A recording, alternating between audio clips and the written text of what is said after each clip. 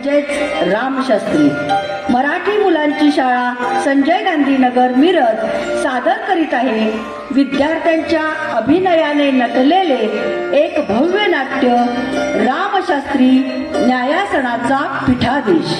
या महानाट्याचे मार्गदर्शक व प्रेरणास्थान मिरज विद्या समितीचे अध्यक्ष माननीय श्री शैलेशदादा देशपांडे, सौ समेधाताई देशपांडे, संस्थेच्या उपाध्यक्षा माननीय सौ अश्विनी वैनी कुलकर्णी, संस्थेचे कार्यवाह माननीय श्री अनिल भाऊ कुलकर्णी यांच्या शुभाशीर्वादाने सादर करीत आहोत एक भव्य नाट्य रामशास्त्री न्यायासनाचा पीठाधीश। रामशास्त्री न्यायासनाचा पीठाधीश।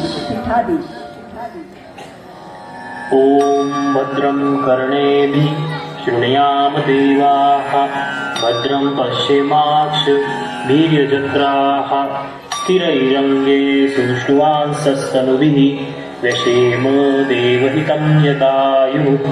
ओम स्वस्ति न इंद्रो वृद्धश्रवाः स्वस्ति न पूषा विश्ववेदाः स्वस्ति न साक्षो अरिष्ठनेमिः स्वस्ति नो बृहस्पतिर्दधातु।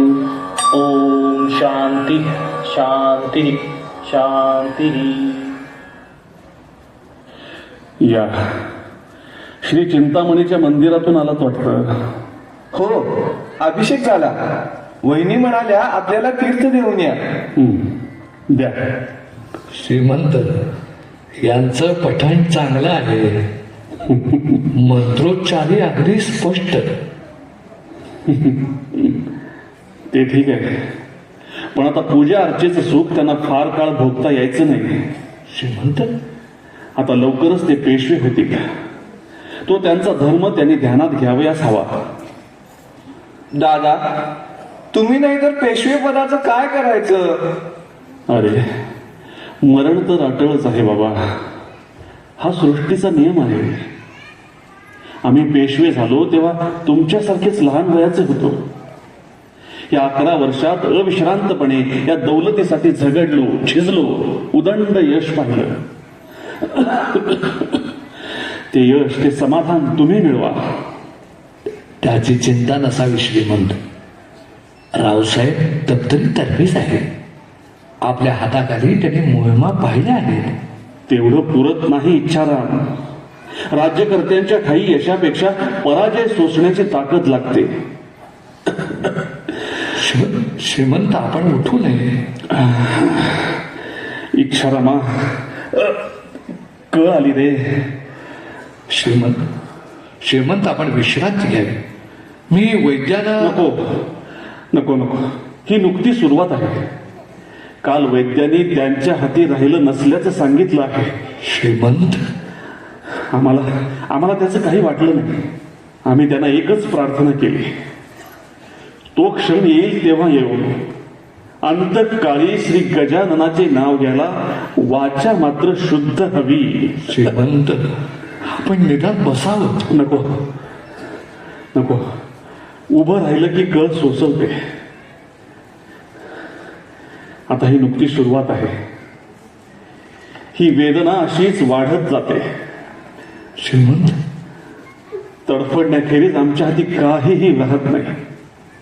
त्याचमुळे या वेदनेची भारी भीती वाटते। श्रीमंत, वेदनेची नव्हे, पण नको त्यांच्या समोर आमची असहाय्यता प्रगटते, त्याची लाज वाटते। गजानना, इच्छारामा, एक इच्छा व्यक्त केली तर पुरी करशील? आज्ञा श्रीमंत। आम्हाला वचन हवं, शपथ हवी। पण श्रीमंत, पण कसला पण काढलास? अरे निष्ठावंत ना तुम्ही। आमच्या निष्ठेबद्दल शंका नसावी, आज्ञा करावी श्रीमंत। खरं? वचनबद्ध आहे श्रीमंत। तुम्ही कपडे बदलून या। इच्छारामा, मला खंजीर हवा। खंजीर? हो नको इच्छारामा, मला खंजीर दे. या वेदना आता मला सोसवत नाहीत रे. इच्छारामा, अरे उभा का, मला खंजीर हवा. श्रीमंत क्षमा असावी. आत्महत्या हे पाप आहे. मूर्खा ही आत्महत्या नाही, हे आत्मसमर्पण आहे. या पराक्रमी पेशव्याला असह्यपणे भूमीवर तडफडताना कुणी पाहू नये, त्याचा आक्रोश कुणी ऐकू नये, म्हणून मला खंजीर दे. आजवर आम्ही कोणापुढे हात पसरला नाही. आम्ही तुझ्या पुढे हात पसरतोय, भीक मागतोय. आम्हाला सत्वर खंजीर दे. दिलेलं वचन मोडतोस, खोटी शपथ घेतोस. बोलत का नाहीस? अशी जुबान उघडायची नाही तुझी. कोण आहे तिकडे? आसूड घेऊन ये लवकर. इच्छारामा, माझा अंत पाहू नको, मला खंजीर दे. बघतोस काय, त्याला फोडून काढ. आमची आज्ञा उल्लंघन एवढं सोपं नाही. उचल आसूड.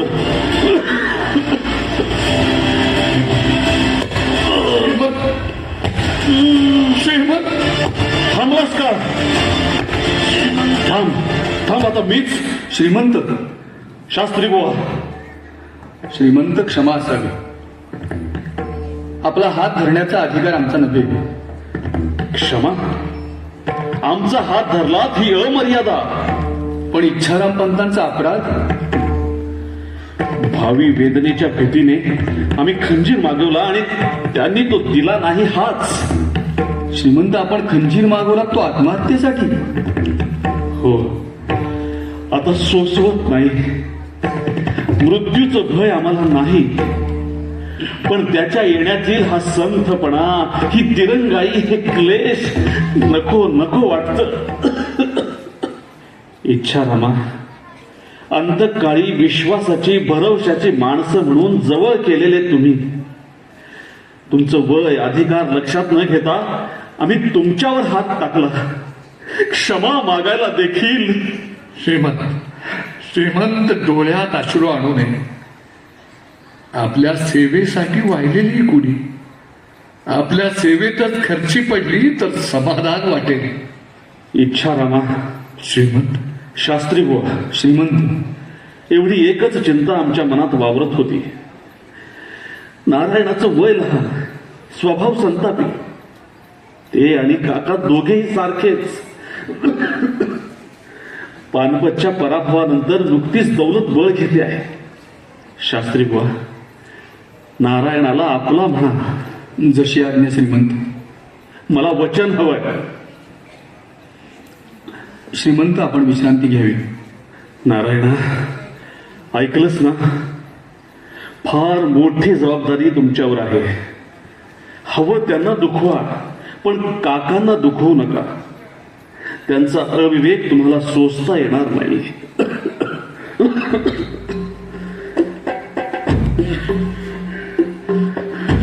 श्रीमंत. नाना, काय झालं? श्रीमंत, आपल्या आज्ञेनुसार दादासाहेबांना नजर कैदेतून मोकळं करताच त्यांनी गैरसमज करून घेतला. 1000 गारदी गोळा करून त्या शिबंदीसह दादासाहेब इकडे यायला निघाले. काय सांगता? हो, त्याची खबर लागताच क्षणाचाही अवधी न घेता मी पुढे आलो. साऱ्या छावणीला सज्ज राहण्याची ताकीद दिली. हरामखोर, ही हिंमत! नाना, छावणीला सावधगिरीचा इशारा देऊ नका. थेऊरच्या परिसरात जे चालून येतील त्यांची सर्रास कत्तल उडवा म्हणावं. नारायणराव, अद्याप तुम्ही पेशवे झालेले नाही. आम्ही आहोत इथं. दादासाहेब, क्षमा असावी. आम्ही कसलाही प्रसंग आला तरी व्यक्तीच्या मोहात पडून दौलतीकडे दुर्लक्ष करू नका. नाना, असेच जा. छावणीला सावध करा. काका गार्द्यांचं सुखरूप आत येऊ दे. ते आत येतात चुपचापपणे सारे थेऊर बेडा. मंदिराबाहेर कडक नजर ठेवा. नारायणा, काका येत आहेत, त्यांच्या स्वागताला जा. पाहिलं, अंतकाळी कटुता न राहावी म्हणून काकांना नजर कैदेतून मोकळं केलं. त्या उपकाराची फेड ते अशी करत आहेत. श्रीमंत, आपण गाफील राहू नये. सावध असा. सावध कुणापासून? स्वतःच्या काकांपासून? शत्रूचा अभय आणि स्वकीयांची भीती यासारखी लज्जेची गोष्ट ती कोणती?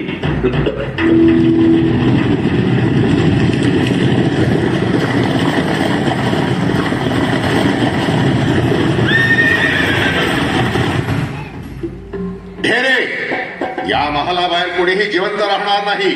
बाहेर जाऊ नका. माधवा, या काका, आपलीच वाट पाहत होतो. आम्ही एकटे आलो नाही. आमच्या संगती 1000 गार्द्यांची सोबत आहे. तेही समजलं. आता तेवढं समजून भागणार नाही. खूप समजून घ्यावं लागेल. तुमच्या पातकांचा घडा भरला माधवराव.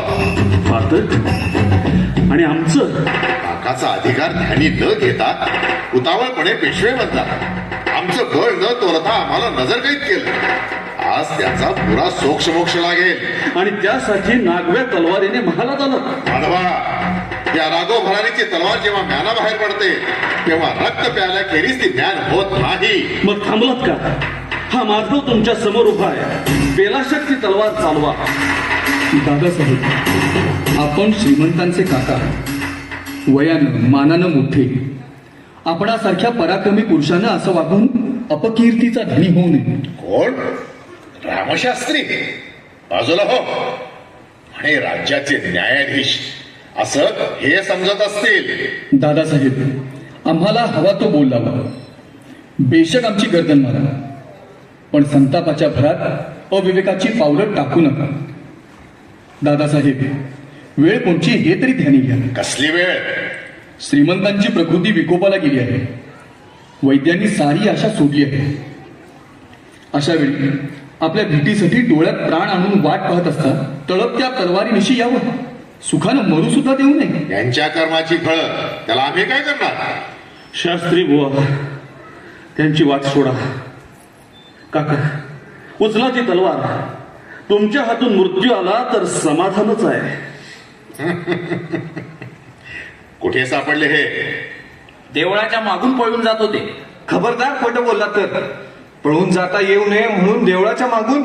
नारायणराव, बोलू नका. काय झालं? काय चाललंय? दादासाहेब, मुकाट्यानं तलवार म्यान करा. त्यात आपलं हित आहे. आमचं हित? खेळ संपलाय दादासाहेब. नुसत्या तलवारी गाजवून पेशवे होत नसतात. पेशवे होणाऱ्याच्या ठाई मुत्सद्देगिरी, दृष्टेपणा असावं लागतं. आता या क्षणी 30,000ची छावणी थेऊरभोवती विखुरली आहे.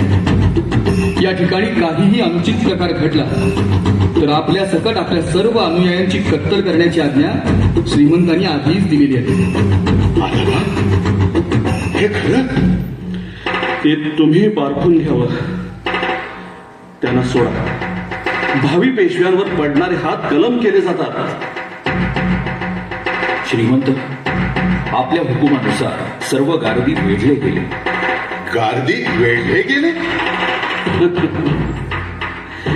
नारायणराव, तुम्ही बाहेर जा. गारद्यांच्या बाबतीत कसलंही गैरवर्तन होत नाही हे जातीने पहा. काका, थांबलात का? असेल हिंमत तर उचला ती तलवार. माधवा, तुझ्या मनात काय आहे? आमच्या मनात काय आहे? गाढवावर बसून पुण्याच्या भर रस्त्यात तुमची मिरवणूक काढावी. गावच्या वेशीवर तुमची पूजा बांधून तुम्हाला सन्मानाने पुण्याबाहेर घालवावं. श्रीमंत, घाबरू नका शास्त्री बुवा. अहो, त्यांनी विचारलं म्हणून मनातली गोष्ट सांगितली. ते धैर्य आमच्यात नव्हतं. माधवा, मी चुकलो रे. काका, असलं वर्तन परत करू नका. लक्षात ठेवा, शत्रूवर धरायची धार ज्या दिवशी स्वकीयांवर धराल त्या दिवशी हाती असलेलं सारं यश गमावून बसाल. नको माधवा, बोलू नको. मला क्षमा नको. मला हवी ती शिक्षा दे. केलेली विनंती कधी ऐकली नाही. निदान दिलेली शिक्षा तरी पाळा. बोल माधवा, हवी ती शिक्षा सांग. मी आनंदानं भोगेन. काका, नारायणाला आपलं म्हणा. जपा. त्यांना पेशवे बनवून तुम्ही कारभार करा. माधवा, थांबलात का? काका काका माझ्या मनात काहीही नाही, एवढी एकच इच्छा. दादासाहेब श्रीमंत आपल्यावर रागवले असते, प्रसंगी टाकून बोलले असते, अपमानही केला असेल. सारं विसरून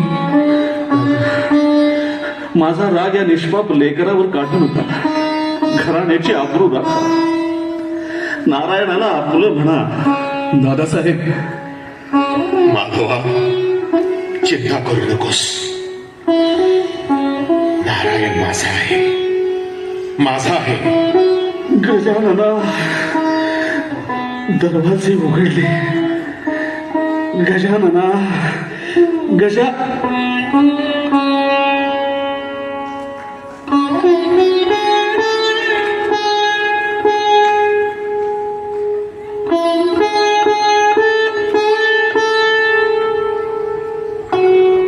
बोललो. खुद्द पेशवे राहतात त्या पुण्यात आज कोणाच्या अब्रूला अर्थ राहिलेला नाही. काय सांगता शास्त्री बुवा? दर बुधवारी या पुण्यात गुलामांचा व्यापार चालतो. आम्ही ऐकलंय. नुसतं ऐकून चालणार नाही श्रीमंत. एकदा तो बाजार उघड्या डोळ्यांनी पहा. माणसानं माणसाला विकावं या इतकी घृणास्पद गोष्ट नाही. पण हे असंच चालतं. क्षमा श्रीमंत, आपण पेशवे म्हणून जन्माला आला आहात म्हणून हा रिवाज बोलला. दास म्हणून उभा राहण्याची वेळ आली असती तर हे शब्द एवढ्या सहजपणे उच्चारले गेले नसते. शास्त्री बुवा, हे कुणापुढे बोलतात? नारायणराव, तुम्ही पेशवे, सत्ता कोणाची, तुमची की? सत्ता कुणाची हे सांगावं लागत असेल तर त्याचा उच्चार न केलेलाच बरा. पण एवढं विकोपाला जायला काय झालं काका? काय झालं? काय व्हायचं राहिलंय ते विचारा. आम्ही राजरोसपणे बटीक खरीदली होती, तिला तुमच्या रामशास्त्रांनी पळवून नेऊन घरात आश्रय दिला. दादासाहेब, श्रीमंतांना आपण सर्व प्रसंग सांगावा हेच उचित. भीतो काय सांगायला? आम्ही खरीदलेली बटीक वाड्याकडे आणत असता तिने रामशास्त्र्यांच्या घरात शिरकाव केला. आमच्या माणसाने ती बटीक आमची आहे म्हणून सांगितलं, पण ते ऐकूनही रामशास्त्र्यांनी आमच्या माणसांना घराचे दरवाजे बंद करून घेतले. शास्त्री बुवा, हे खरं? खरं आहे श्रीमंत. ती भीतीग्रस्त बटीक आमच्या घरी आश्रयाला आली. तिला आश्रय देणं आमचं कर्तव्य होतं. हा, मी होतो ना बरोबर. मी रामशास्त्र्यांची बैठकीला सोडण्याबाबत मिन्नत केली. जेव्हा ते ऐकेनासे झाले तेव्हाच बळजबरीनं घरात प्रवेश करून बैठकीला फरफडत बाहेर काढावी लागली. चिंतो विठ्ठल, भर रस्त्यात तो तमाशा करताना तुम्हाला काही वाटलं नाही. पण पेशवे दरबारचा न्यायाधीश असूनही एका असहाय्य बटकीला मी आश्रय दिला नाही याची मला अतोनात खंत वाटते. सरकार, मी सांगितलं होतं. शास्त्री बुवा, तुम्ही यात पडू नका. लय दूरवर ही खबर जाईल. तसं शास्त्री बुवांनी डोईला पगडी चढवली आणि घराबाहेर पडले. श्रीमंत, त्याचसाठी मी आपल्याकडे आलो होतो. भले, अस्वलाच्या आधी दरवेशाची आरोळी. नारायणा, स्पष्ट सांगतो, पायीची वाहन पायीच ठेवावी. त्याची सत्यता बघायची आहे. घेऊन या त्या बटकीला.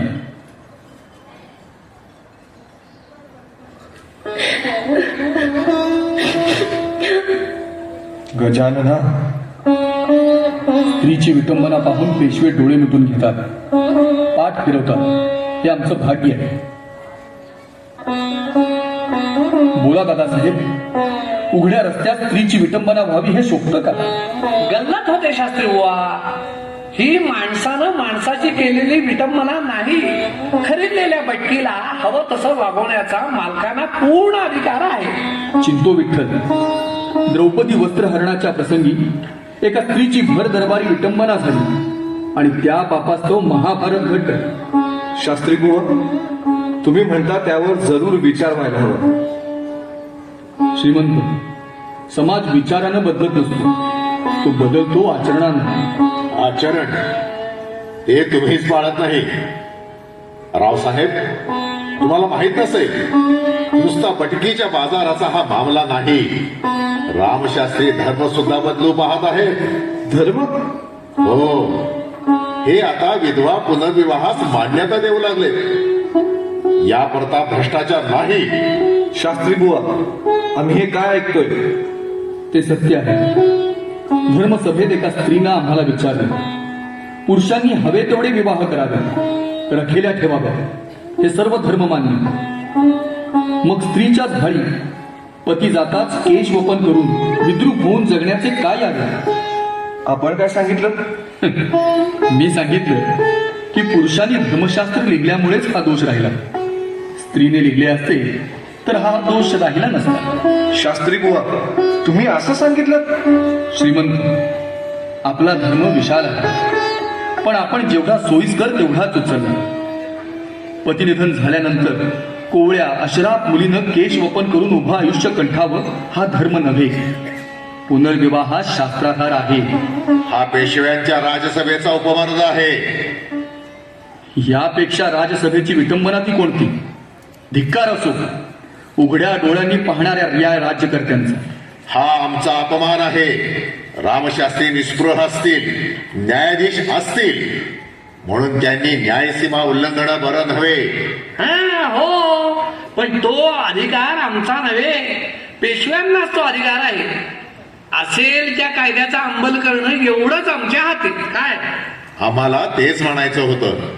शास्त्री बुवा, स्तब्ध का? बोला. कटू असलं तरी चिंतो विठ्ठलांनी सत्य सांगितलं आहे. चिंतपंत, पाहता काय? या दासीची आमच्या महाली रवानगी करा. ए बटकी, मुकाट्याला चाल, नाहीतर केसाला धरून फरफडत न्यावं लागेल. चाल. खबरदार, कुणी पाऊल पुढे टाकील तर. पण वैदी साहेब, दादासाहेबांनी हिला खरीदली आहे.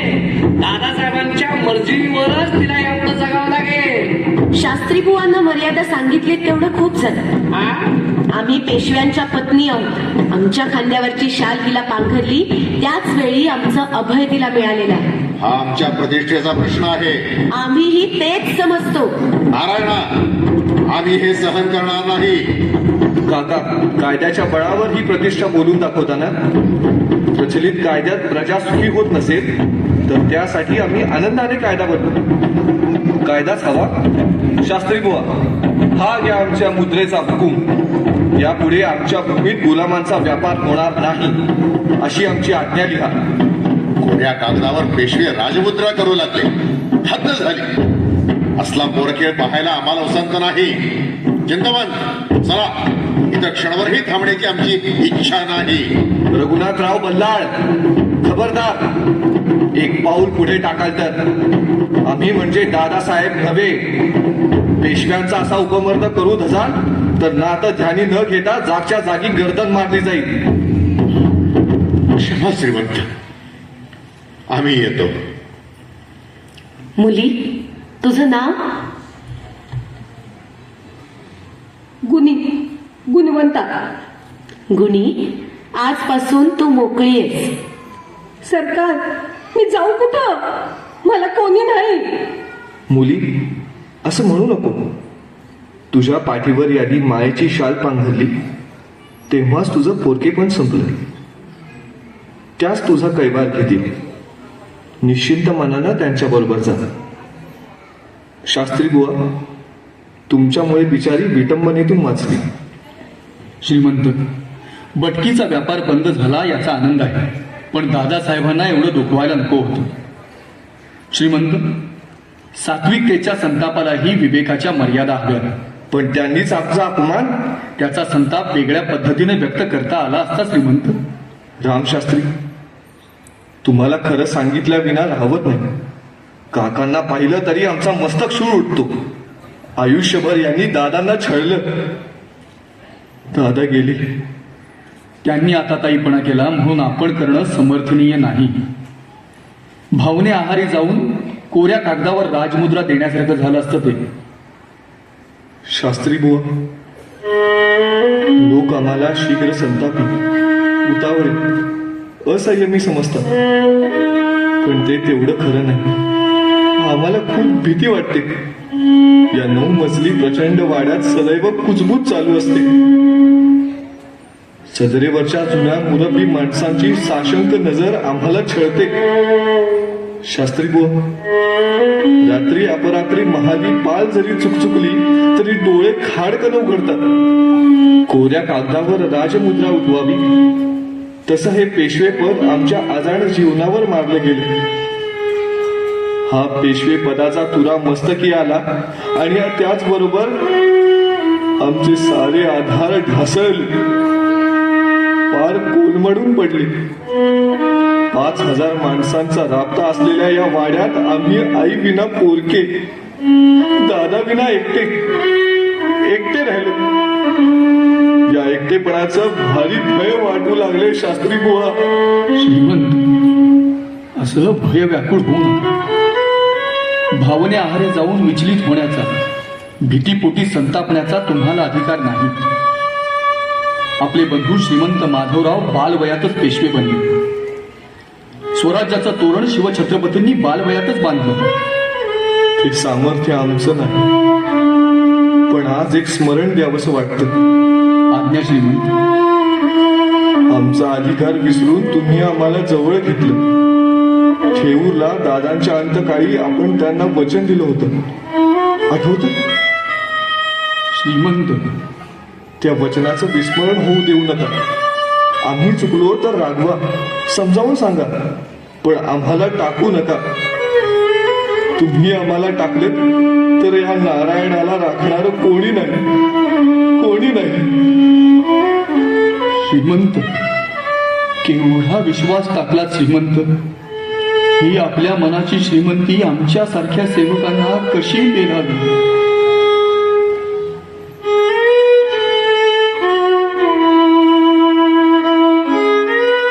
ऐकणार दोष नारायणाचा नाही, आपला आहे.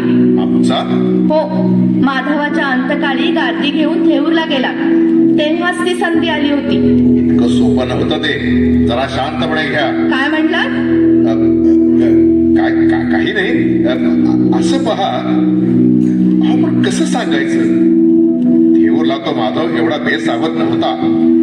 आम्हीच त्याच्या जाळ्यात अडकलो. संयम राखला म्हणून बरं. तुम्ही नव्हे, त्यानं.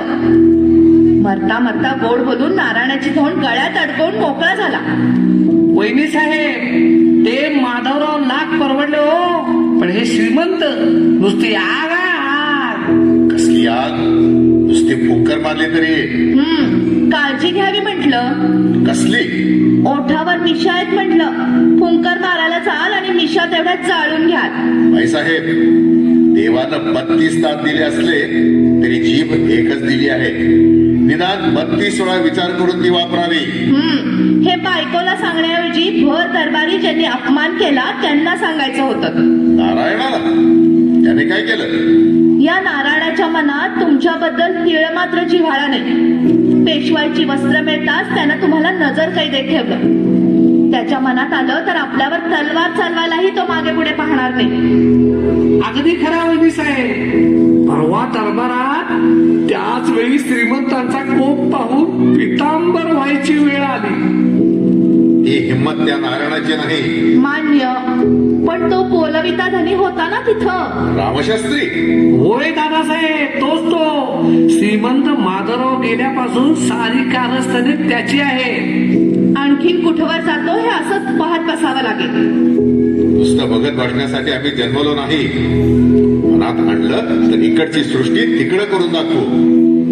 एकदा राघोभरारीचा कौल ढळला तर त्याच्या आड येण्याचं बळ परमेश्वरालाही नाही. पण कौल ढळला तर ना. ज्याच्या मनगटात बळ असतं त्याला आव्हान करू नये.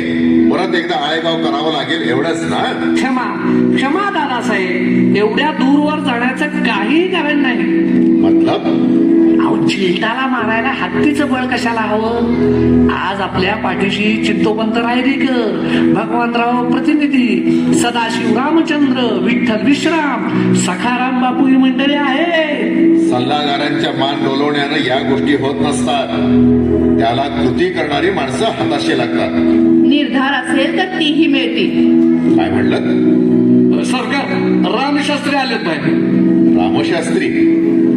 घेऊन ये त्यांना.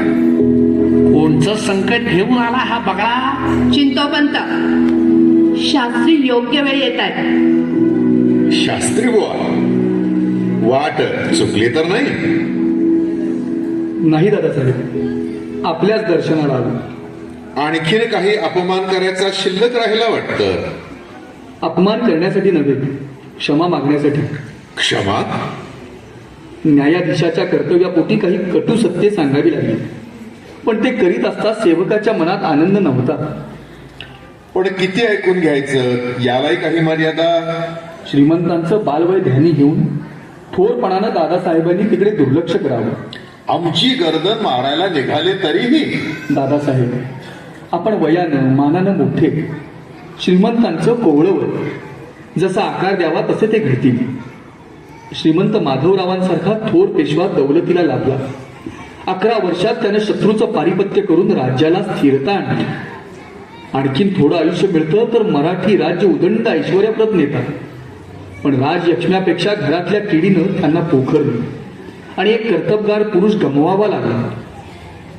माधवाची आठवण झाली की मन कालवतं. त्यांनीच आपल्या हाती श्रीमंतांना दिलं. ते आम्ही विसरलो नाही, म्हणूनच हे सहन करतो.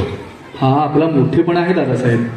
आज श्रीमंत थोडे हूड वाटत असले तरी परिपक्वता आल्यानंतर ते खचितच आपल्या भावाप्रमाणेच नाव मिळवतील. तुम्ही चिंता करू नका शास्त्री बुवा, हे हवे ते बोलतील. पण यांच्या मनात काही नसतं हो. नारायण का आम्हाला परका, मुलावर का कुणी राग धरतं, खरं ना? हो, मुलावर का कुणी राग धरतं. आपण उभयतांच्या मनाचा मोठेपणा पाहून खूप समाधान वाटलं. मी येतो. आज्ञा साहेब. शास्त्री बुवा, आज्ञा वहिनी साहेब. माधव गेल्यापासून या घरात शांती नाही. तेव्हा सिद्धटेकला आम्ही नवग्रह शांतीचा होम करायला सांगितलाय. योग्य केलं वहिनी साहेब. खरोखरच नवग्रह शांतीची वेळ आली आहे. आम्ही तर इथं नजर कैदे. आम्हाला सिद्धटेकला जाता येणार नाही. होमाची सांगता आपल्यासारख्या अधिकारी शास्त्रांच्या हातून पार पडावी एवढंच वाटतं आम्हाला. आपण चिंता करू नये, हे मी माझं कर्तव्यच समजतो. मी उद्याच जाईल. होमाची सांगता करूनच माघारी येईन. येतो आम्ही. हो, या. दुसऱ्याला दोष देण्याआधी माणसानं स्वतःला पाहावं. का, काय झालं? तो रामशास्त्री येण्याआधी त्याच्यावर केवढी धार धरली, आम्हाला बोल लावला आणि तो येताच. हे मात्र खरं वहिनी साहेब. आम्हाला वाटलं की आता त्या रामशास्त्राची खेटरानं पूजा बांधा. यांचं असलं तुटपणी वर्तन, कुठेतरी यांच्या नादानं आम्ही कशी पडायचे. झालं बोलून. काय नारायणाचा बंदोबस्त करायचा आहे ना, स्वारींना पेशवे बनायचंय ना. अशा गोड बोलण्यानं रामशास्त्री बघायचा नाही. गंगेतला गोट आहे तो, त्याच्यावर काही परिणाम व्हायचा नाही. व्हायचा तो केव्हा झाला. काय? एका बाजारी पटकीसाठी आकाश माता एक करणारा हा रामशास्त्री अशा वेळी पुण्यात ठेवून कसा चालेल. आपले संकल्प सिद्धीला जायचे असले तर या शाळीग्रामाची रवानगी सिद्धटेकलाच व्हायला हवी. समजलं? हे आमच्या ध्यानी आलंच नाही. पण तो दुसरा काट आहे ना, त्या नानालाही येईल. त्याची काळजी नको. सत्ता फिरली की तोही फिरेल. आता स्वारींनी हुकूम द्यावा, नारायणाला पकडण्याचा वा मारण्याचा. मारण्याचा नाही, असलं काही आम्ही होऊ देणार नाही. हो तर त्याला पकडा, पण. समजलं. गाद्यांचे समाजदार सुमेर सिंग, खडक सिंग आणि मोहम्मद हसब यांनी ही जबाबदारी उचलली आहे. त्यासाठी 5 लाख मी मान्य केले आहे. अहो, पण त्या गारद्यांचा भरवसा. तुळोजी पवारनं घेतलाय. पण मी म्हणतो, एवढी घाई का? जरा विचार करू. आलात मूळ पदावर. सत्ता, पैसा आणि कीर्ती त्या त्या क्षणांचे सोबती असतात. ते क्षण योग्य त्यावेळी पकडले तरच ते साध्य होतात. अहो, पण थोडा विचार तरी. विचार. नानासाहेब गेले, पेशवेपद पायाशी चालून आलं होतं. पण विचार केला आणि माधव पेशवा बनला. आळेगावला माधवला कैद केलं, पण निर्णय घेता आला नाही, म्हणून नजर कैदेत पडावं लागलं. माधव गेला आणि याच विचारापायी. दादासाहेब, वहिनी साहेब म्हणतात ते सत्य आहे. श्रीमंतांची पायघडी बसायच्या आत आत्ताच ती उखडली गेली पाहिजे. एकदा का स्थिर स्थावर झालं की या श्रीमंतांच्या आज्ञेनं हे गारदी आपल्याला चौकी पहारे बसवायला मागं पुढं पाहणार नाही.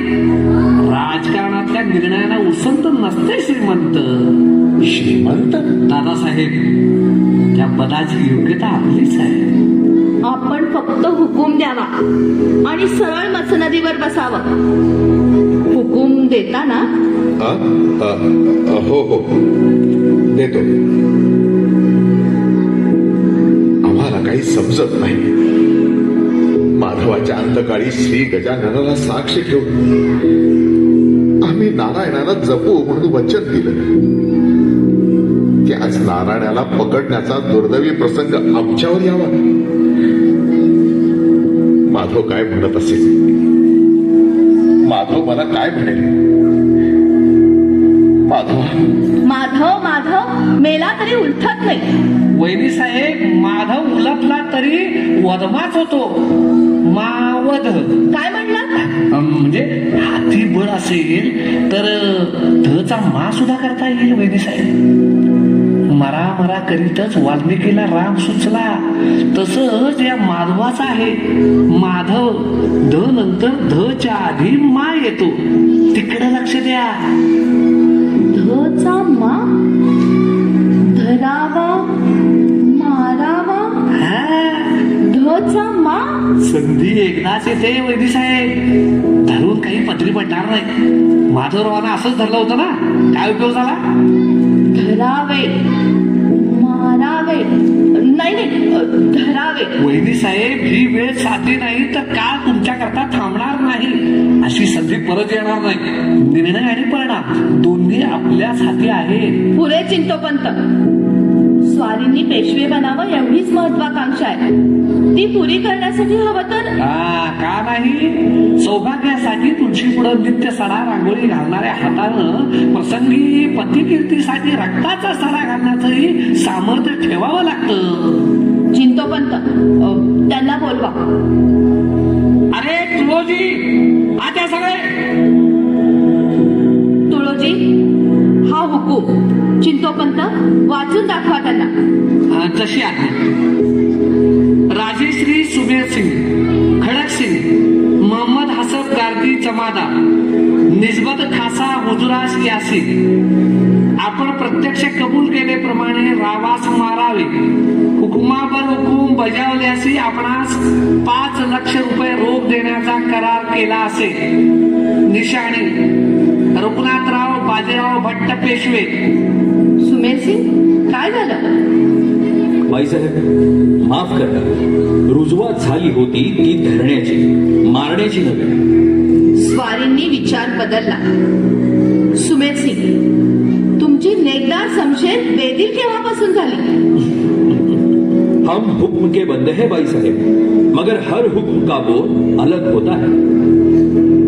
याचा अर्थ 5 लाख धरण्यासाठी ठरले होते हुजूर. आणि मारण्यासाठी? जे मनात असेल ते सांगून टाका सुमेर सिंग. नगर, पुरंदर आणि साष्टी. नगर, पुरंदर आणि साष्टी हे मातब्बर किल्ले? जी. अहो पण दिले. तसा हुक्म हवा. सुमेर सिंग, या क्षणी आमचा शब्द हेच वचन. स्वारी पेशवे बनले की आपल्याला किल्ले दिले जातील. मंजूर. हमारा भरोसा है आपकी मुराद पूरी होगी. हे आशीर्वाद चालणार नाही. तुळोजी, बेल भंडारा घेऊन या. सुमेर सिंग, आपण कडवे राजपूत आहात. बेल भंडारा उचलून दिलेला शब्द आपण प्राण गेला तरी फिरवत नाही, हे आम्हाला माहिती आहे. आपल्याला बेल भंडारा उचलावाच लागेल.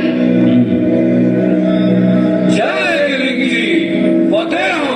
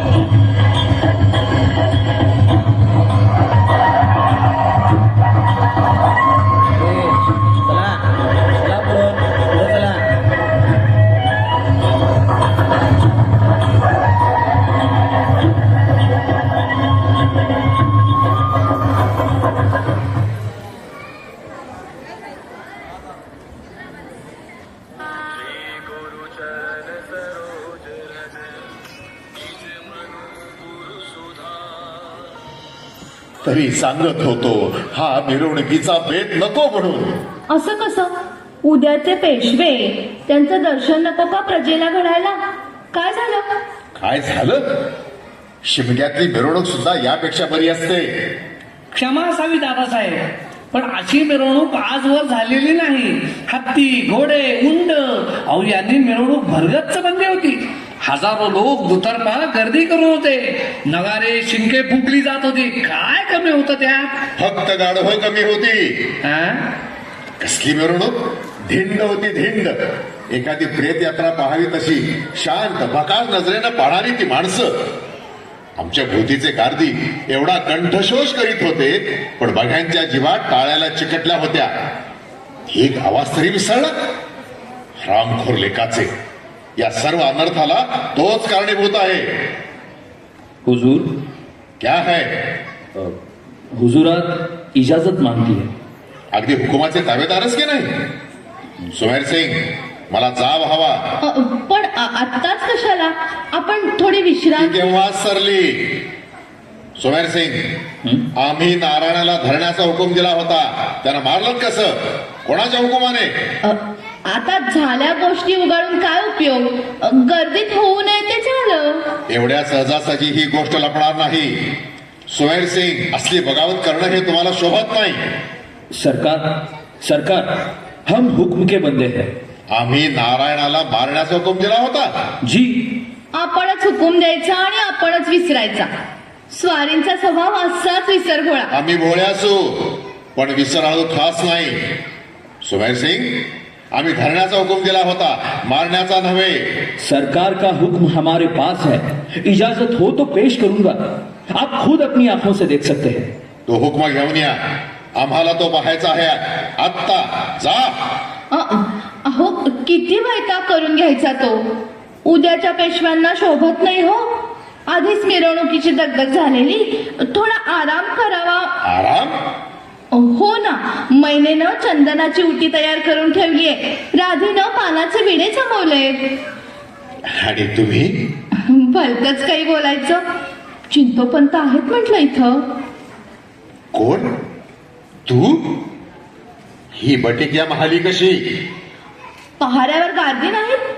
तुला आत कोणी सोडलं? सुमेर सिंग साहेबांनी जी. पण का आलीस? बाई साहेबांनी हे पाठवलं या. काय आहे? सरकारांचा शिरपेस राहिला होता तो पाठवलाय. गजानना, पाहिलं? आपला शिरपेस आपल्या पायांनी चालत आला. निघतो मी. थांब. जातेस कुठं? तू आत कशी आलीस हे समजायलाच हवं. सरकार, ये रहा आपका हुक्म. तो नंतर पाहू, पण या बटिकीला तुम्ही आत सोडलं? सरकार, ही त्या महालाची बटीक असली तरी तिच्या इमानाबद्दल शंका नसावी. एवढा विश्वास? जी. ही बात आहे. सुमेर सिंग, सरकार. गुणी, उठ. स्वारी पेशवे बनले की आम्ही जरूर यात लक्ष घालू, पण तोवर त्या महालाची खडानखडा माहिती आम्हाला मिळायला हवी. त्या महाली रडण्याखेरीज राहिलाय काय? बिचारी. तू जा. जी. पाहिलत ना, वेळ फिरली की माणसं कशी फिरतात ते. आम्हाला तेच पाहायचं आहे. आमचा हुकूम कसा फिरला तो. हा दगा आहे. आम्ही धरावा असं लिहिला असता नंतर कुणीतरी मारावा केला आहे. धचा मा. ही दगलबाजी, ही हिंमत, याचा पुरता छडा लावल्याखेरीज आम्ही गप्प राहणार नाही. स्वारींच्या हुकुमात मी बदल केला. तुम्ही? बाईसाहेब. पण का? कशासाठी? तुम्ही मानानं जगावं म्हणून, पेशवे बनावं म्हणून. काय केलं हे? कसल्या पापाचं धनी मला करून ठेवलं? पाप? आपल्या राज्याचा अधिकार डावलला ते पाप नव्हतं? अहो, पण कसला अघोरी मार्ग शोधलात हा? अशी कच खाऊन पेशवे होत नसतात. सत्तेच्या पायघड्या रक्तानेच रंगत असतात. हे स्वारींनी विसरू नये. सुमेर सिंग, तुम्ही जा. या महालावर कडक नजर ठेवा. सरकार, हुक्म. वचन जरूर पुरं केलं जाईल. स्वारी पेशवे झाल्यावर. कसलं वचन? 5 लाख दिलेत ना. ते पकडण्याचे ठरले होते आणि त्याबद्दल त्यांनी नगर, पुरंदर आणि साष्टी किल्ले मागितलेत. साष्टी, पुरंदर आणि नगर म्हणजे दौलतीची नाकी. दौलतच पदरात टाकल्यासारखी होईल. स्वारींनी त्याची चिंता करू नये. धचा मा करणाऱ्यांना होचा ना करायला कितीसा वेळ लागेल. जे पेशव्यांवर वार करतात त्यांना किल्ले दिले जात नसतात, त्यांना हत्तीच्या पायी दिलं जातं. तेवढंच त्यांच्या नशिबी असतं. वा बाईसाहेब, आम्ही हरलो. एवढं राजकारण मुरब्बी म्हणून घेतो, पण हे ध्यानात आलं नाही. सुंठी वाचून खोकला गेला. आता कसलाही विचार न करता स्वारींनी मसनदीवर बसावं. ते पाहिल्याखेरीज आमच्या मनाला शांती लाभणार नाही हो. पण लोक काय म्हणतील? नारायणाचे दिवस ते केव्हाच घातले. मेंढरांना मेंढपाळाची गरज असते. ज्याच्या हाती काठी त्याच्या पुढे आपसूक कळप चालतो. 4 इमानी कुत्री आणि सत्तेची काठी एवढंच लागतं. आणि म्हणूनच सांगावं असं वाटतं, झालं गेलं विसरून दौलतीकडे प्रथम लक्ष द्यावं.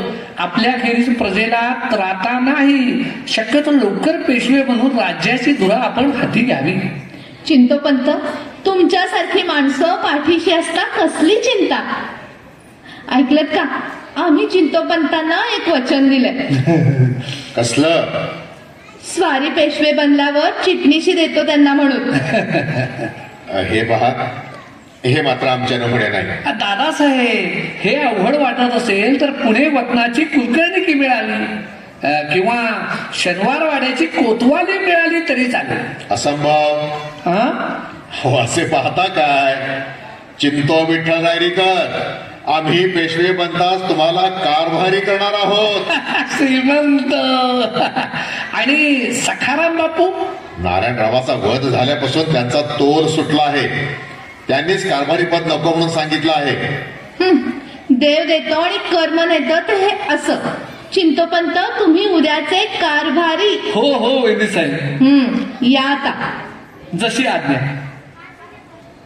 आहा, तसंच उभं राहावं. हे रूप डोळ्यात साठवू दे. स्वारींनी भरझरी पोशाख केलेला असेल. दुशेल्यात लटकणाऱ्या तलवारीवर उजवा हात विसावे. तेव्हा स्वर्ग धरेवर अवतरल्याचा आम्हाला भास होईल. आपल्या पावलांनी चालत आलेला हा शिरपे स्वारींच्या पगडीवर कसा दिमाखानं चमकेल ते मला आजच डोळे भरून पाहू दे. आनंदी, हिऱ्याचा रंग शुभ्र असतो ना? नाही, हे हिऱ्यासारखे लाल का दिसत आहेत? असं काय करायचं ते? शिरपेच लावून घ्यावा म्हणते मी. आनंदी, कुठला शुभ्र असतो हा शिरपेच लाल?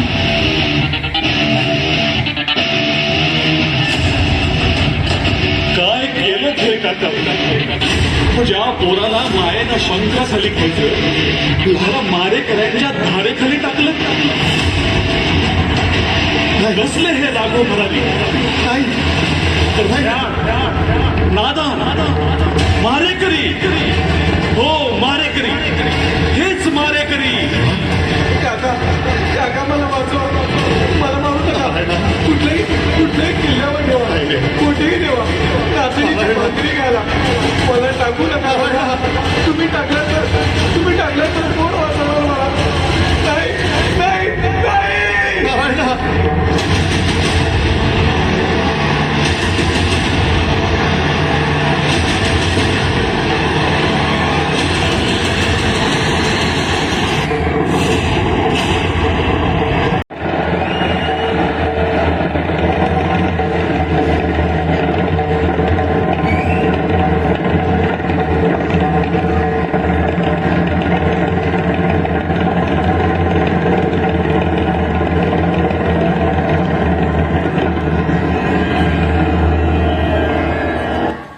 माझ्या बुद्धीला हे पटतच नाही.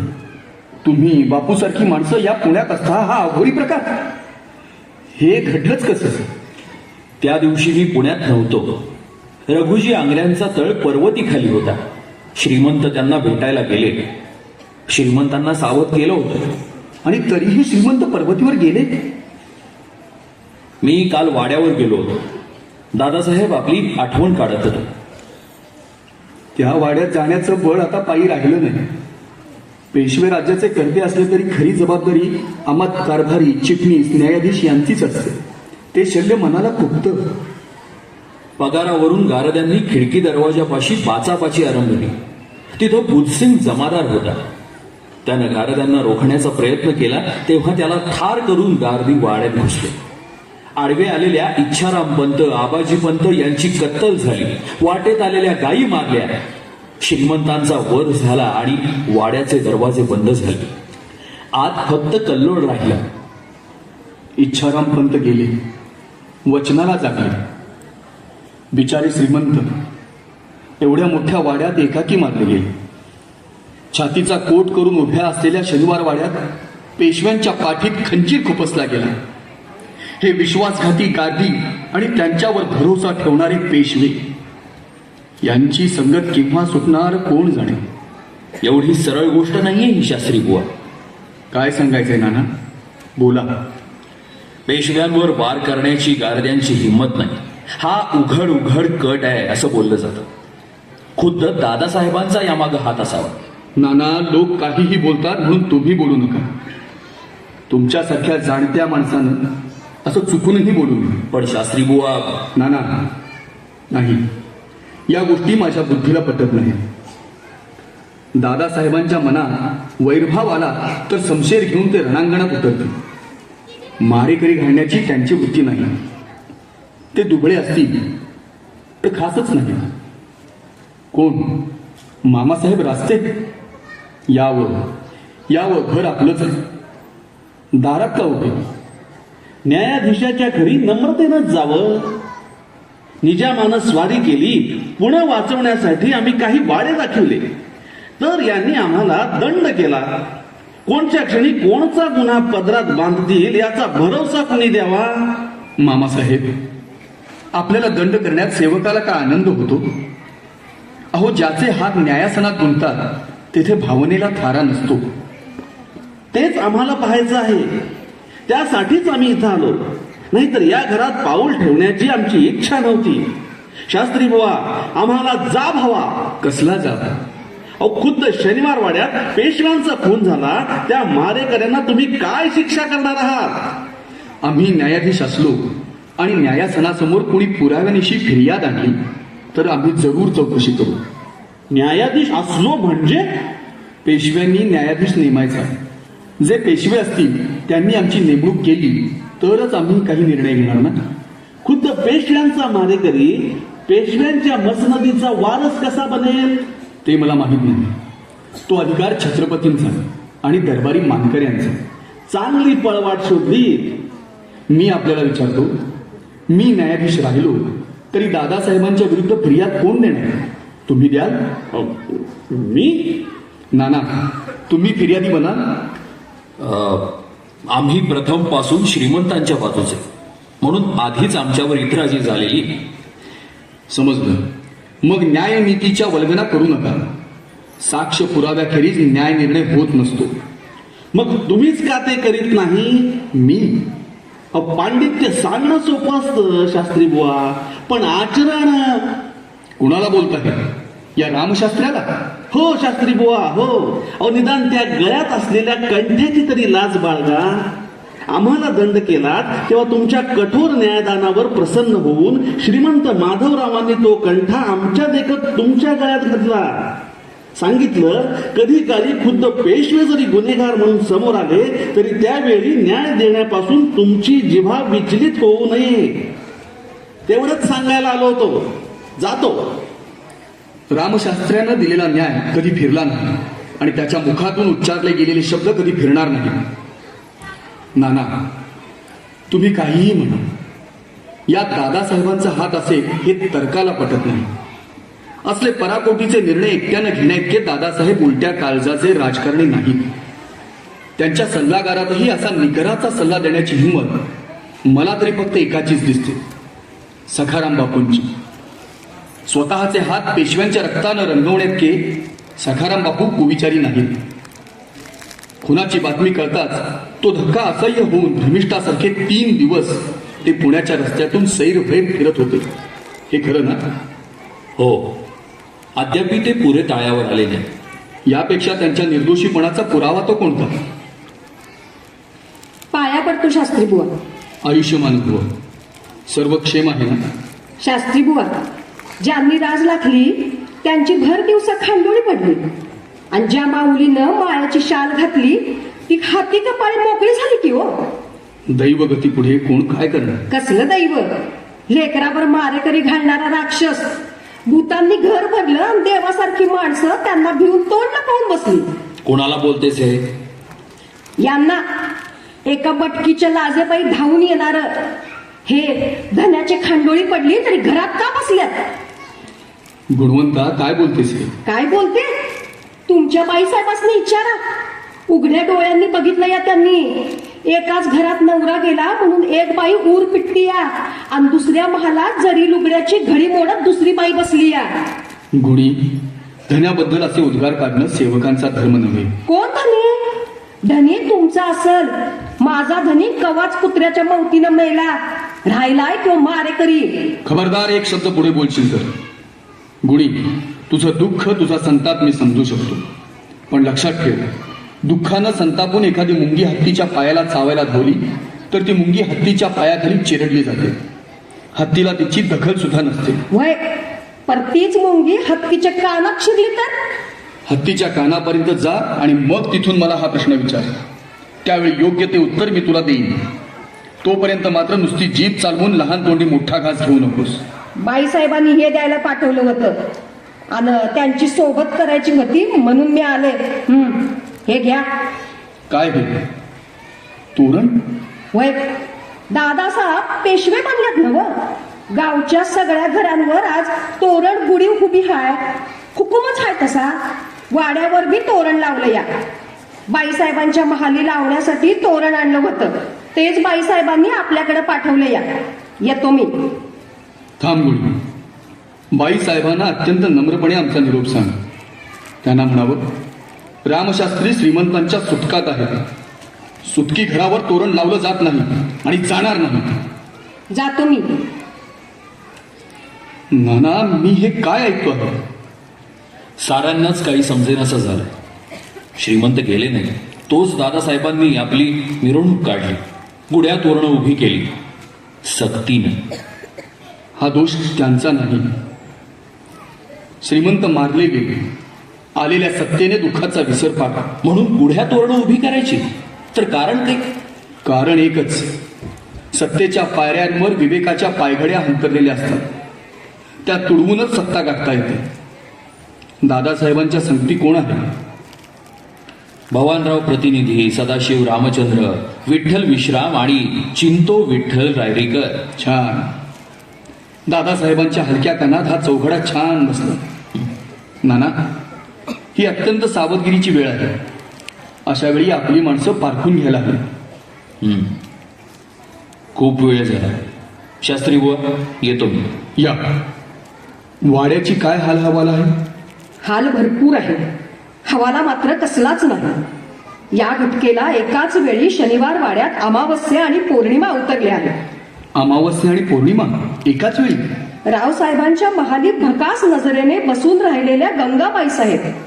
आता त्यांना पाहिलं तर कुणाला खरं वाटेल की 1 महिन्यापूर्वी त्या वाड्याच्या दालनातून हीच मुलगी लक्ष्मीसारखी नांदत होती.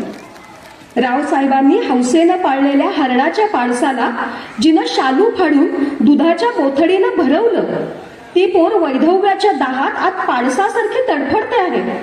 आणि दुसऱ्या महाली जरीबासनाची उलथापालथ चालली आहे. नव्या दागिन्यांचा झगमगाट पसरला आहे. राजसत्ता बदलली की असंच होतं. किळस आलीये मला. पती गेला तर मोठ्यांना रडता सुद्धा येऊ नये. सूतक सरलं नाही तोच मंगलवाद्यांचा आवाज. ज्या बाईचं सौभाग्य हरवलं त्या महालावर तोरण.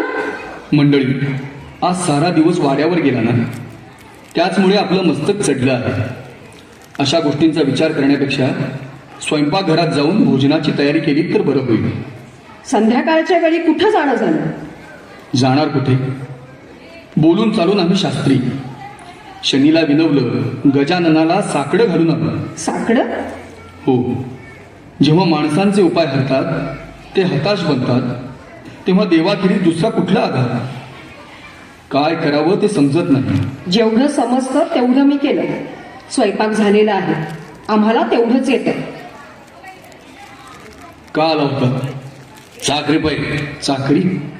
तुमची नव वाड्याची. तुळोजी हे सभ्य माणसाचं घर आहे. ते बी सांगायला लागते काय? काय म्हणतोस? शास्त्री बुवा, हवं न्यायाधीश नव तुम्ही, आणि आमासने आणि तुम्हासने एवढं बी कळू नये. काय कळायचं? दादासाहेब पेशवे झाले, समध्या गावानं गुढ्या तोरणं उभी केली, आणि साऱ्या पुण्यात तुमचंच घर मोकळं. छा छा छा, हे बरं नव. कळलं तेव्हा तसा चालू. उद्या घरावर तोरण काठी लागाय पाहिजे. तुमच्याजवळ नसलं तर मला सांगा, मी वाड्यातनं आणून देतो. तोरण? तुळोजी, मी श्रीमंतांच्या सुटकात आहे. आमच्या घरावर तोरण लागणार नाही. लागलं नाही तर लावलं जाईल. तुळोजी, अशा वर्तनापायी नारायणरावांनी एकदा चाबकानं तुझ्या पाठीची धिरडी केली होती. विसरलास? विसरीन कसं? बघितलं नाही का त्याचं काय झालं ते? तुळ्या, काय बोलतोस? कुणाला तुळ्या म्हणता?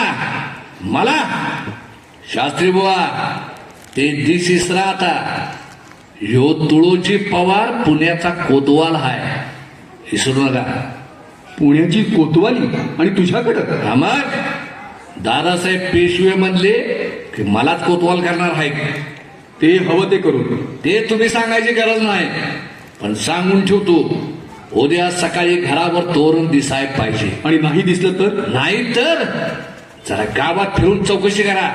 गावातून एकटा फिरत नाही मी. ज्याच्या घरावर तोरण नसल त्या घरच्या माणसांच्या पाठीवर तोरण उठवूनच बाहेर पडतो. अरे जा, असे हिम्मत तर सकाळी तुझे गार्दी घेऊन ये. वाट बघतो तुझी. तुझ्यासारखी फुंकणारी कुत्री खूप बघितली. अरे शास्त्र्या, कुणाला कुत्रा म्हणतोस?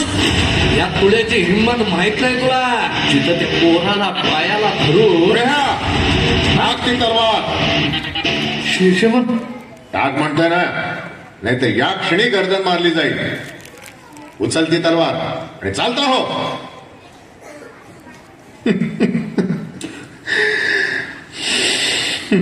दादासाहेब, अहो काय हे? आवरावर. हे असं चाललंय शास्त्री बुवा. श्रीमंत नारायणराव गेल्यापासून डोळ्यातला अश्रूंना खळ नाही. दादासाहेब, आपणच असा धीर सोडला तर दौलतीची काय अवस्था होईल? धीर कशाच्या आधारावर धरायचा? या तुळ्यासारखी बेभरोशाची माणसं कसा उन्मत्त झालाय पाहताना. यांच्यामुळं तोंड दाखवायला जागा राहिली नाही. चालायचं, त्यांचं मी मनावर घेत नाही. राज्यकर्त्यांना सुष्ट आणि दुष्ट दोघेही पदरी बाळगावे लागतात. आज्ञा झाली असती तर वाड्यावर आलो असतो. आज्ञा कोणच्या तोंडानं देणार? डोळ्या देखत लेकरू मारलं गेलं. डोळ्यां देखत? हो ना. कारद्यांची गर्दी उसळली, मी एकटा पडलो. पाहण्याखेरीज मी काय करणार? पण ते गार्दी? हळू बोला शास्त्री बुवा, दाराबाहेर गार्दी आहे. मग त्यांची कसली भीती? ते ऐकतील. शास्त्री बुवा, त्यांनी नारायणाला मारलं, मला पेशवा बनवलं, मिरवणूक काढली. आज हा राघव भरारी त्यांच्या पहाऱ्यात आहे. कुणाला सांगायचं? खरं सुद्धा वाटणार नाही. दादासाहेब, 1500 गार्द्यांची भीती ती कसली? आपण लष्कराला आज्ञा केली तर एका क्षणात या गार्द्यांची. नको, 1500 खरे, पण त्यांनी या क्षणी तरी आम्हाला वेढलेलं आहे. फौजेला आणण्यासाठी ही उसंत ठेवली नाही. फौज येईपर्यंत ते आमचाही नारायणाप्रमाणे निकाल लावू शकतील. शास्त्री बुवा, या कठीण प्रसंगी आपलं सहाय्य हवं. श्रीमंत, आज्ञा करा. रामशास्त्री आम्हाला कोणत्याही प्रसंगात टाळणार नाहीत. दादासाहेब, शास्त्री बुवा जबाबदारी कशी टाळतील? शास्त्री बुवा 2 दिवसांनी दादासाहेब अधिकृतरित्या पेशवे बनतील, त्यावेळी आपण असायला हवं. ते माझं कर्तव्यच आहे. भावी पेशव्यांना मसनदीकडे नेण्याचा मान न्यायाधीशांचाच असतो. कोणी जरी आलं नाही तरी आम्ही जरूर तेथे येऊ, यावंच लागेल. आमची चिंता दूर झाली. आम्ही पेशवे झाल्यावर न्यायाधीशांच्या वतनाचा विचार करणार आहोत. अहो करायलाच हवा. न्यायदानावर श्रीमंत प्रसन्न झाले. श्रीमंतांनी दिलं काय? मोत्याचा कैठा. आता मोती खाऊन काय पोट भरतं दादासाहेब? आम्ही ऐकतो रामशास्त्र्यांच्या घरी फक्त 1 दिवसाचा शिरा असतो म्हणे. अगदीच दरिद्री. ते काही नाही. आम्ही पेशवे झालो की पाहाल. आम्ही शास्त्री बुवांना पालखी देऊ, वाडा देऊ. शस्त्राचं कोठार वाड्याच्या इतमामानं भरलं जाईल. शास्त्री बुवा दिवसा मशालीचे मानकरी बनतील. काही नसलं तरी दिवसा मशालीचा मान हवाच. अलीकडे माणसाला दिवसाही दिसेन असं झालं आहे. मशाल हाती असल्याखेरीज तोफ टाकता येणार नाही. तोफ? कसली तोफ? न्यायाची. न्यायाचा प्रकाश पडल्याखेरीज जुलमांचा अंधकार दूर होत नसतो. शास्त्री बुवा, आम्हाला फार वेळ नाही. फक्त 2 दिवस राहिले. खूप कामे तशीच आहेत. शिंदे होळकर आले आहेत. छातीवर दगड घेऊनच सारं कर्तव्य पोटी करतोय. मग आपण दरबारी येणार ना? यायलाच हवं. मी आल्याखेरीज दरबार भरणार नाही. ते माझं कर्तव्यच आहे. आम्ही येतो. ऐकलत ना? आपण काय ठरवलं? मी काय ठरवणार? नारायणराव गेले. दादासाहेबांनी आज्ञा केली तर न्यायासनाचे काम पाहू. एवढं होऊ नये. तुम्ही निर्धास्त असाल. हा रामशास्त्री आपलं कठोर कर्तव्य करण्यात कुचराई करणार नाही. तर्कशुद्ध विचार आणि बिनतोड संशयातीत पुरावा यांच्या आधारावरच न्यायदानाचा तराजू उभा असतो. पण तराजू सारखीच माझ्या मनाची आज दोलायमान अवस्था होते आहे. दादासाहेबांचा हात या खुनामागे नसावा अशी मनाची भावना होते न होते तोच. या तर्काला आता दुसरी बाजूही स्पष्ट होऊ लागली आहे. तुळ्या पवार सारखा 1.5 दमडीचा मनुष्य पेशव्यांच्या सरन्यायाधीशावर तलवार उपसण्याचं धाडस करू शकतो.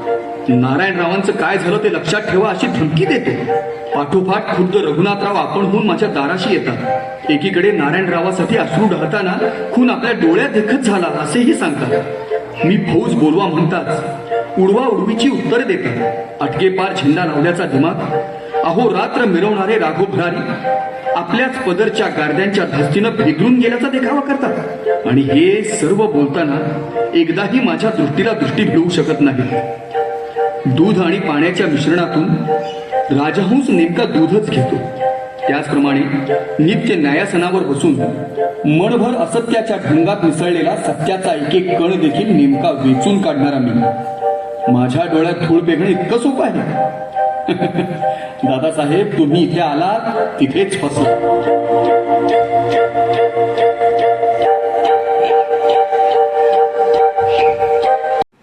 त्यामुळे नानांचीही गाठ झाली नाही. आपण जाणार ना दरबाराला? जाणार तर आहेच, पण जाऊन करणार काय हा खरा सवाल आहे. बाईसाहेब आल्या ती. कोण? गंगाबाई साहेब. ऐकलत का? गंगाबाई साहेब आल्या आहेत. नारायणरावांच्या पत्नी सुतक असताना वाड्याबाहेर आपल्या घरी. शास्त्री बुवा प्रणाम. वहिनी साहेब आपण? आणि यावेळी? अहो, आज्ञा केली असती तर मीच आपल्या दर्शनाला. शास्त्री बुवा, आता दर्शन घेण्यासारखी आमची अवस्था राहिलेली नाही. वहिनी साहेब, स्वारी गेली आणि आम्ही निराश्रित झालो. दिवस आणि रात्रीचं भय राहिलंय कुणाला, जिथं भर दिवसा स्वारींवर वार केले गेले. शास्त्री बुवा, आता या पेशव्यांच्या विधवा पत्नीला तुमच्या खेरीस कसलाच आधार नाही. जिथे देवांचे हात दुबळे ठरले तेथे आमचे हात काय करणार? असली उदासवाणी बोलणी तुमच्या तोंडी शोभत नाही शास्त्री बुवा. त्या रावसाहेबांना आपणच स्वारींना सांभाळू म्हणून वचन दिलं होतं ना. सारं मला माहिती आहे. त्या दिवशी स्वारी पर्वतीहून आली. महाली येऊन कपडे बदलून स्वारी नुकतीच कुठे पलंगी पहुडली होती आणि त्याच वेळी वाड्यात एक कलका उडाला. स्वारी ताड दिशी उभी राहिली, ओरडले, आमची तलवार. आणि दारीचे पुरभैये आत आले. घाबरलेल्या अवस्थेत त्यांनी सांगितलं, सरकार, वाड्यात गार्दी घुसले. पुरभैये आले तसे पळून गेले. बाहेरून उठलेली इच्छारामपंतांची किंकाळी वाड्याचे महाल भेदून गेली. श्रीमंत सावध, श्रीमंत स्वारी तशीच बाहेर पडली आणि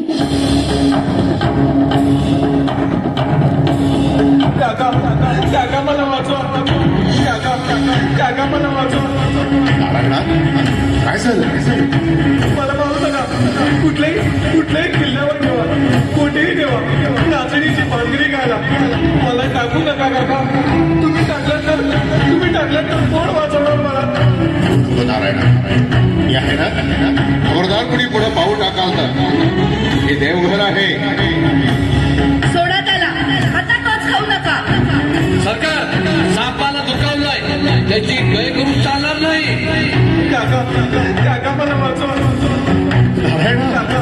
अरे पुढ्या मागे हो म्हणतोय ना, आता गर्दन मारली जाईल.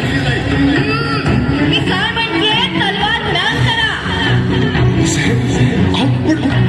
तुम्ही नाही, असा विचार करू नका. तुळोजी, तुम्ही काय बघत राहिला? फत्ते करा. पकडा त्याला.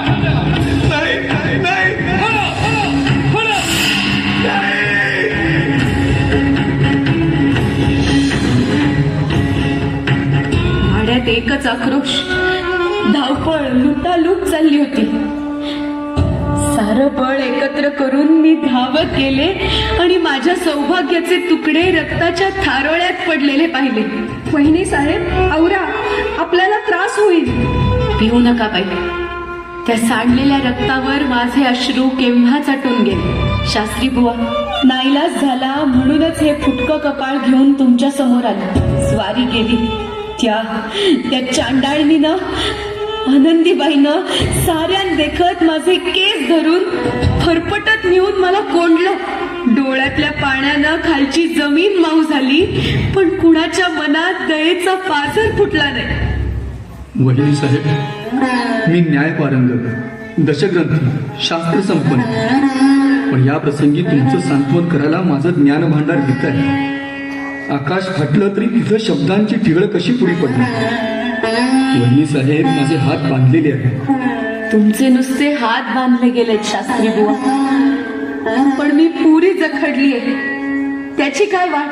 वहिनी साहेब, शास्त्री बुवा, मरायचंच असतं तर सतीचं सरणच कशाला हवं? कोंडल्या खोलीत सुद्धा ते साधता आलं असतं, पण माझ्या नशिबी ते सुद्धा लिहिलं गेलं नाही. कालच्या पेशव्यांच्या उद्याच्या वारसासाठी मला जगावं लागलं. वहिनी साहेब, नारायणरावांचा वारसा म्हणजे? हो, माझ्यासाठी नव्हे, माझ्या उदरी वाढणाऱ्या मुलासाठी मी तुमच्या दारी आली. तो जन्माला येईल, मोठा होईल, तेव्हा त्याला कोणत्या तोंडानं सांगू की तुझ्या पित्यावर ज्यांनी घाव घातले त्यांना रामशास्त्र्यांनी सुद्धा अभय दिलं, त्यांना पेशवे बनवलं. बस करा वहिनी साहेब, या रामशास्त्र्यांच्या संयमाचा अंत पाहू नका. निदान दादासाहेबांचा हात या खुनामागे होता हे खात्रीपूर्वक माहीत असलेला जबाबदार माणूस तसं शपथेवर सांगायला पुढे यायला हवा. साक्ष पुरावाच नसेल तर मी तरी काय करणार? असलं आंधळं न्यायाचं असण्यापेक्षा नसलेलं बरं. अहो, असं कसं म्हणतात शास्त्री बुवा? पुरावा तेवढंच तुम्हाला मिठावा आहे. बाईसाहेबांचे कपाळीचं कुकू पुसलं तो पुरावा नाही. गुणी, या तुझ्यासारख्या सेवकांना बोलू नये. या गोष्टी तुम्हा दासींना कळणार नाही. खरं आहे, बोलून चालून बट्टिक मी, मला कसली किंमत? शास्त्री बुवा, पुरावाच हवा आहे ना? तो दिला तर पुरावा तू देणार? हो, घ्या. तो दादासाहेबांच्या स्वहस्ताक्षरातला हुकूम हा तुझ्याजवळ कसा आला? तेवढे विचारू नका. पुरावा मिळाला ना? गुणवंता, नाव सार्थ केलंच कोण? भाईसाहेब, आता तुम्ही निर्धास्त मनाने न्यायासनाला जखडलेला आणि भावनांना पारखा झालेला हा रामशास्त्री या पुराव्याच्या बळावर उद्या ताठ मानेनं दरबारी हजर होईल. पेशव्यांची सत्ता आणि मारेकऱ्यांच्या तलवारीही आता मला रोखू शकणार नाही.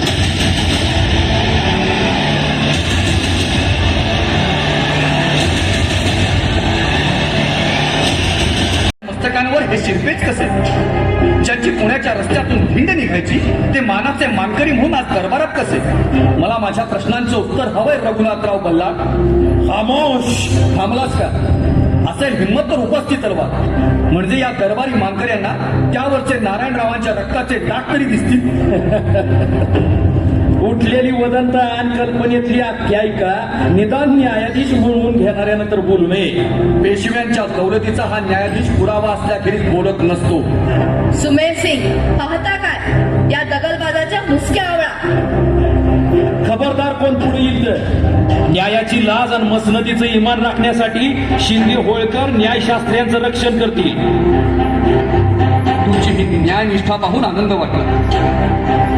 शास्त्री बुवा, तुम्ही जो दादासाहेबांवर आरोप केला तो सिद्ध झाला नाही तर तुमची गय केली जाणार नाही. गादीच्या इब्रतीसाठी उपसलेल्या तुम्हा वीरांच्या तलवारी बेइज्जत करणाऱ्या कंठनाल कापल्याखेरीज म्याद होत नसतात हे मी जाणतो. शास्त्री बुवा, कसला प्रकार हा? बाईसाहेब, पडद्याबाहेर येऊन तुम्हीच मर्यादा ओलांडली. संसारातील सोबत तेलवातीसारखी असावी. ज्योत तेवत ठेवण्यासाठी वात भिजत ठेवा, एवढंच तेलाचं कर्ज. पण मोहानं एक थेंब जरी त्या चोटीवर पडला तरी ती ज्योत विझून जाते. काजळलेल्या वातीखेरीज काही राहत नाही. तुमच्या कर्मानं दादासाहेबांच्या नशिबीत तेवढंच उरला. बोलून चालून पाणक्या पायांवर पाण्याची धार ओतायची सोडून पेशवांच्या भिकबाळीकडे कशाला पाहावं? बाईसाहेब, ज्याला दौलतीच्या पायांवर निष्ठेची धार अखंड ठेवता येते त्यांनाच सन्मानांच्या भिकबाळीकडे पाहण्याचा अधिकार असतो. अद्याप तुम्हाला आमच्या अधिकाराची ओळख झालेली दिसत नाही. सुमेर सिंग, याची माजोरी जबान बंद करा. खबरदार सुमेर सिंग. दादासाहेब, या तुमच्या पुत्र्यासने आवरा, नाहीतर या दरबारात रक्तपात झाल्याशिवाय राहणार नाही. सुमेर सिंग, मागे सरा म्हणतो ना मागे. दादासाहेब, नारायणरावांच्या वेळी गार्द्यांना असंच आपण अडवलं असतं तर? काय पोरखेळ चाललाय हा? स्वारींच्या नावानं छत्रपतींच्याकडून वस्त्र आलेली आहे. स्वारींनी या क्षणाला जाऊन मसनदीवर बसावं. असे बसतील. बाईसाहेब, पेशव्यांची मसनद म्हणजे भोगशय्य नव्हे, ती न्याय, नीती, धर्म यांचं प्रखर प्रतिष्ठान आहे. गोहत्या, स्त्री हत्या आणि ब्रह्महत्या करणाऱ्या पातक्यांना त्यावर बसता येणार नाही. नाही शास्त्री बुवा, माझा अपराध नाही. सुमेर सिंगान आणि खडक सिंगान हे कृत्य केले. शिक्षेला ते पात्र आहेत, आम्ही नाही. मला सांगता हे दादासाहेब, ज्यांना साधी मुळाक्षरांची ओळख नाही ते आकाशाचे नक्षत्र टिपतील कसे? पेशव्यांवर वार करण्याची हिंमत त्यांची खासच नाही. नाही, हे कर्म त्या गार्द्यानेच केलं. ते दोषी आहेत, हवं तर त्यांना शिक्षा करा. दादासाहेब, ते हस्तकांना शिक्षा करून त्यामागच्या मस्तकाला विसरणे हे न्यायात बसत नाही. या पातकीचे धनी तुम्हीच आहात, फक्त तुम्ही. फार ऐकलं तुमचं. शास्त्री बुवा, पुरावा द्याच. पुरावा हवा ना? हा घ्या पुरावा.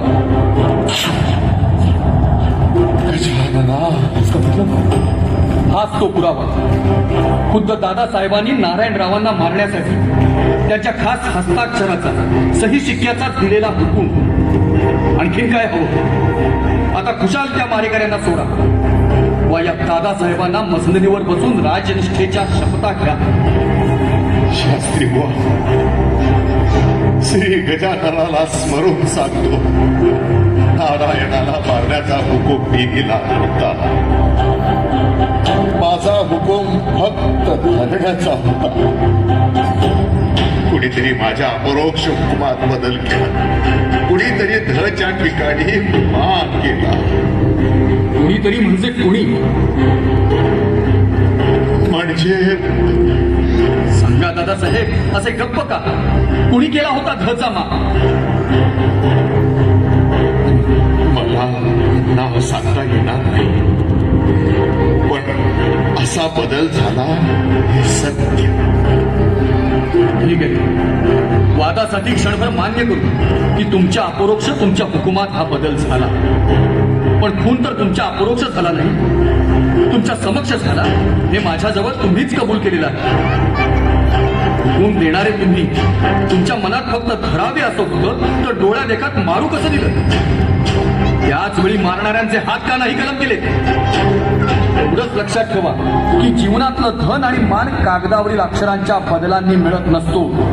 शास्त्रीजी, झाला प्रकार योग्य झाला नाही हे खरं, पण पुढच्या संकटाकडे पाहायला हवं. सत्य परिस्थितीकडे डोळे झाक करून दौलतीचं नुकसान होईल.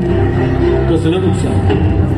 नारायणराव गेले, दादासाहेबांच्या खेरीज पेशव्यांच्या गादीला वारस कोण? आणि म्हणून दादासाहेब पेशवे? असंभव. ही छत्रपतींच्या पंतप्रधानाची गादी आहे. यावर फक्त वीर पराक्रमीच बसतात. मारेकऱ्यांना, खुन्यांना तेथे जागा नाही. पण पेशव्यांच्या गादीला वारस? याची चिंता तुम्ही करू नका.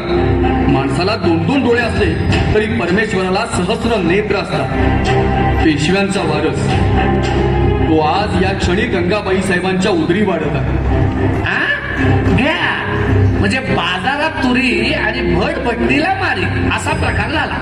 शास्त्री बुवा, गंगाबाई साहेबांच्या उदरी नारायणराव साहेबांचा वंश वाढत असेलही, पण तो पुत्रच होईल याची शाश्वती कोण देणार? आणि समजा पुत्र झाला तरी तो मोठा केव्हा होणार? पेशवे पदावर बसणार केव्हा? तोपर्यंत ही मसरत काय रिकामी ठेवायची? नारायणाला पुत्र झाला तर तोच पेशवा होईल, पण तोपर्यंत मसरत रिकामी ठेवता येणार नाही. हो, दौलतीच्या दृष्टीने सुद्धा हे हिताचं नाही. शास्त्री ठरल्या प्रकाराबद्दल आम्हाला खंत आहे. तुम्ही आमचे न्यायाधीश, तुम्ही फक्त न्याय जाणता, पण राजकारणात नेहमीच न्यायाचा काटा वापरून चालत नाही. शास्त्री बुवा, या पियाच्या प्रसंगातून पेशवे घराण्याची आणि दौलतीची व्रत राहील असा काही मार्ग एकच. शास्त्री बुवा, सर्व जबाबदारी मला स्वीकारली पाहिजे. प्रायश्चित्तानं या पापाचं परिमार्जन होणार असेल तर ते आम्ही आनंदाने घेऊ. तुमच्या शास्त्रात अशा कृत्याला काही प्रायश्चित्य असलं आहे तर प्रायश्चित्त आहेच. सांगा शास्त्री बुवा, म्हणाल ती तीर्थयात्रा आम्ही करू. यात्रा करावीच लागेल. कोणती? रामेश्वर नाही. काशी नाही. चारीधाम यात्रा? मग कोणती? परलोक यात्रा. परलोक यात्रा? होय, तुमच्या या आसुरी गुन्ह्याला एकच प्रायश्चित्त आहे, आणि ते म्हणजे देहांत प्रायश्चित्त. नाही नाही नाही नाही नाही. शास्त्री बुवा, नीट विचार करून सांगा. दुसरं काहीतरी प्रायश्चित्त असलंच पाहिजे हो. दादासाहेब पेशवे आहेत. चिंतोपंत, पेशव्यांची सोय गैरसोय पाहण्यासाठी शास्त्र लिहिली गेली नाही. शास्त्री बुवा, कसलं घोर प्रायश्चित सांगितलं, हे स्वीकारणं कसं शक्य आहे? मी फक्त धर्मानं, न्यायानं दिलेलं प्रायश्चित्त सांगितलं. ते स्वीकारणं वा अवहेरणं हे तुमच्या हातात. मी माझं कर्तव्य केलं. आज श्रीमंत माधवरावांना दिलेल्या वचनाची पूर्तता झाली, आणि त्याचबरोबर या पेशव्यांच्या मसनदीला अभिवादन करून तिच्या निष्ठेपायी मी प्रतिज्ञा करीत आहे. जोवर पेशव्यांच्या मसनदीवर हा पेशव्यांचा खुनी बसला आहे, तोवर या राज्यात परत पाऊलही टाकणार नाही. येतो आम्ही. शास्त्री बुवा, धन्य तुम्ही. असं निर्धारानं बजावणारा एक तरी निष्क्रिय कर्मयोगी निघाला. गादीला मुजरा करण्यासाठी म्यानाबाहेर पडलेल्या तलवारी आज मानाचा पहिला मुजरा तुम्हाच करतील.